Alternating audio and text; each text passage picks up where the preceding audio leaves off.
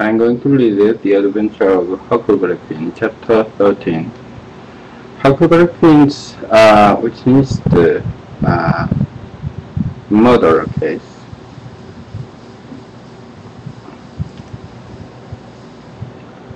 But I catch my breath and most pain.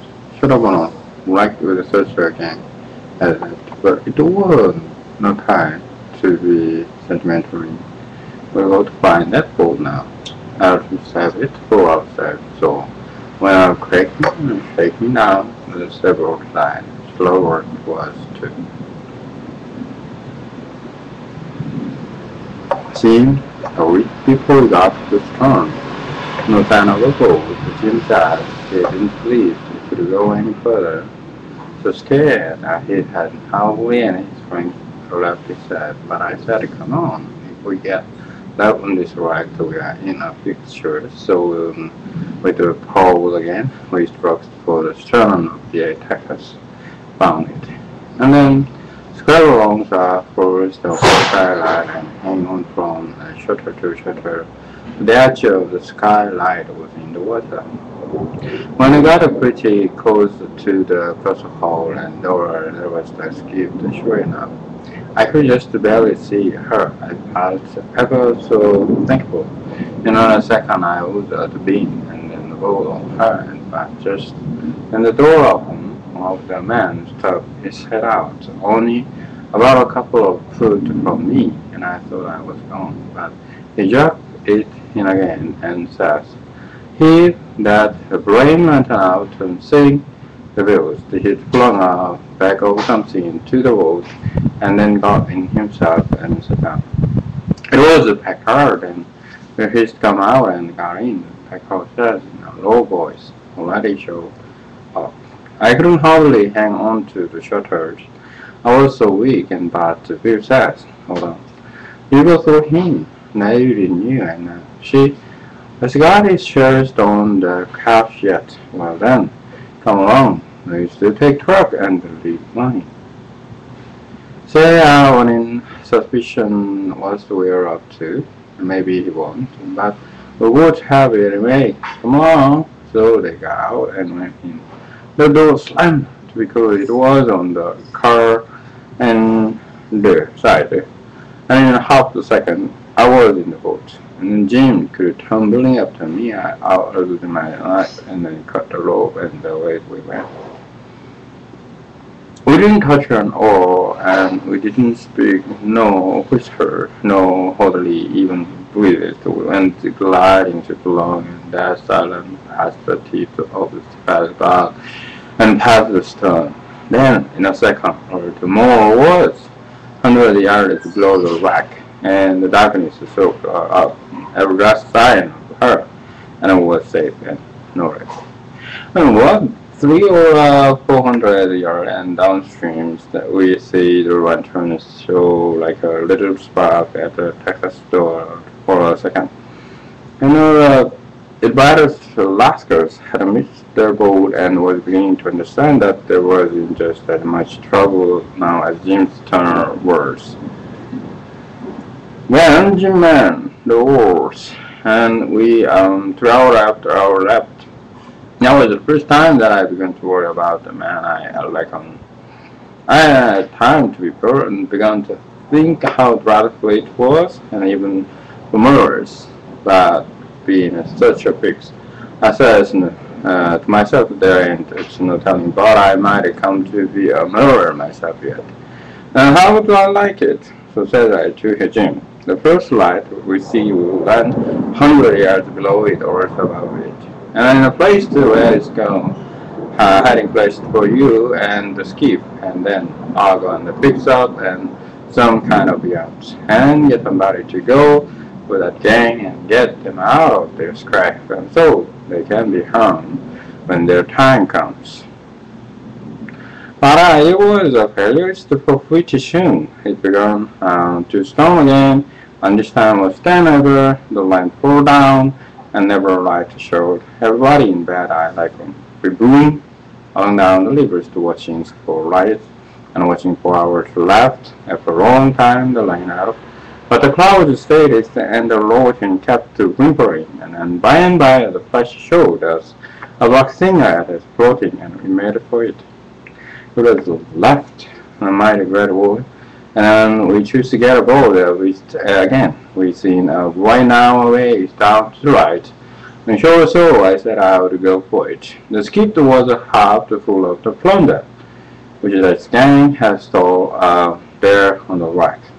We hustled it onto the left at fires, and I told him to blow along down, and the show right when he judged he had gone about 2 miles. And keep going till I come. Then I ran my oars and shoved to the light. He got down toward it. 3 or 4 more showed up on his side. It was British. I closed in above the shorelight. I laid on my oar and approached it. It went by and see it was hanging on the jackstaff with a full of the playboat. I skimmed around for the watchman's, wondering the whereabouts she slept. By and by I found him roosting on the beach board with his head down between his knees, and I gave his shoulder to all 3 little shoves and began to cry. He still loved in a kind of a starfish way. But when he said it was only me, he took a good gab and stretched it. And I said, "Hello, what's up?" Don't cry, but what's the trouble? I said, "Fellow man," and she said, then I dropped down, she says, "Oh, dang now, I don't take on so," and then we always had to have our troubles. And this, let's come out all right. What's the matter with him? And there is, you are the watchman of the boat? Yeah, I said, it's kind of few satisfied like I am captain and the owners and the mate and the pilot, the watchman, and head of deck and head. Sometimes I'm the flight and passenger, and as rich as old James are on back. I can't be so brave, generous, and give to them the that's what he is, and the slam around the money the way he does. But I've told him many times, and I'll enjoy this breast with him for that. That life's the life for me, and I am done. If I serve the tomorrow, I'll tell him. Nothing's ever going on. So, no, but I've always swum the life and as much and more on top of it as I had to work himself. Nearest thing awful to pack on trouble and who's it? Why, Batman and Miss Soko, if you take your payroll and go up there. Up there? Where are they? On the rack. You know why? In about one. You know, in that war scout, yeah? Correct. We were doing them there in preparation skills. Well, they didn't go there first. But they didn't, so I am great goodness. There ain't no chance to promise if they don't eat automatic is quick. Why? How in a nation? And did they ever get into such a scrape? Is it enough to visit the hookers who was visiting up their towns? Yes, this is landing zones. We were reaching there at the boost landing stand just in the edge of the evenings. We started overweighted her nearest woman, and the host ready to stay all night at the friend's house. Mr. What you may call her dismembers her name, and they lost their steering and then swung around and went pulling down stern suppose and then about 2 miles and set the backs and the rack and fireman. The nearest woman had as the host was all lost then. Miss Hawker, she made a grab and had a roll down the leg, and then well about an hour after that we come along down in a waiting school. It was so dark we didn't notice the rock till we was right on it, and so we started backside. All of us were saved with bad tears of him. And all it was the best sent for us. Her most wishes. I had him in me and do my jerk. It's the fittest thing I ever struck, and then what did you do? Well, hold on, took on, but it was so wide, the rest couldn't make nobody care. The path said somebody got to get ashore and then get help somehow. I was the only one that could see, so I made a dash for it, and Miss Hooker, she said I didn't strike and help sooner. Come here and hunt up her uncle. It fixed the thing. I made a land about a mile ago, been fooling around ever since, trying to get people to do something, but they said there was such a night, such a current. There ain't no sense in it, and then go for a steam curry. Now if you go ahead, by Jackson I'd like to end the remit. I know what I was about to do in the declinations of going at the fate for it, and do you like on your path? When I saw Lord, Miss Harper, she told me, Huck was that her uncle's home back.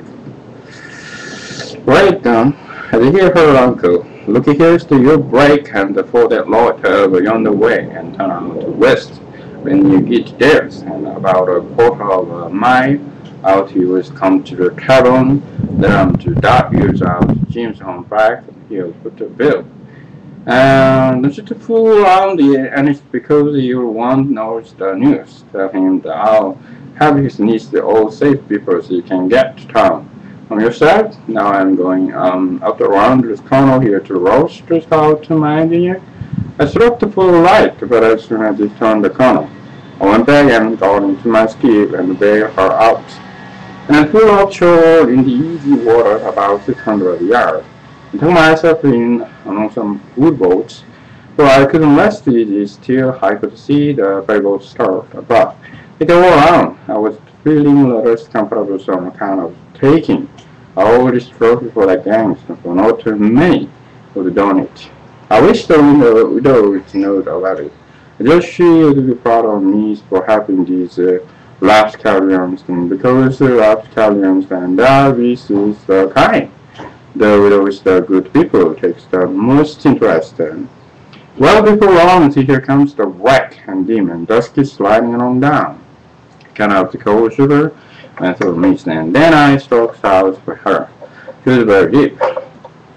And I see in a minute there's once much chance for anybody being alive in her, at the fool all around her, and a whole little spot there wasn't any answers to all that shit. I felt a little that heavy-hearted about the game, and upon not much for a lesson if they could send in a crew. Then here comes the ferry boat, so I showed for the middle of the delivery stone along downstream the slant. When I did, I was out of the eye, which started on my oars, and I looked back and see her groove, and I smell around the right of Mr. Hooker's remainders, because the captain knows the her uncle Hamburg, the one dam, and the prison the ferry boat give it up, and I went for the shore. I let him twist my work and went booming down the river. It is the theme of Harper's long time before Jim's slide showed up, and when it did show, it looked like it was 1,000 miles off by the time I had air skies for the beam, and to get a little grace in the east, and so we struck the phone island and hit on the left, and then some of the skip, and then turning and slapped us like that of people. Left. Oh, left.